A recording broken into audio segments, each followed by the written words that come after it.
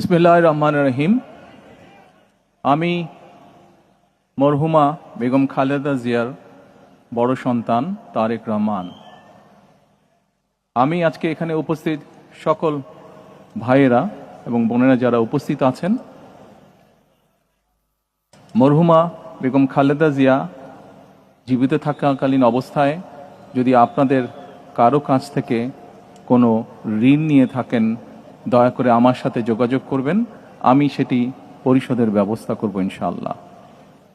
একই সাথে উনি জীবিত থাকাকালীন অবস্থায় ওনার কোনো ব্যবহারে, ওনার কোনো কথায় যদি কেউ আঘাত পেয়ে থাকেন, তাহলে মরহুমার পক্ষ থেকে আমি আপনাদের কাছে ক্ষমা প্রার্থী।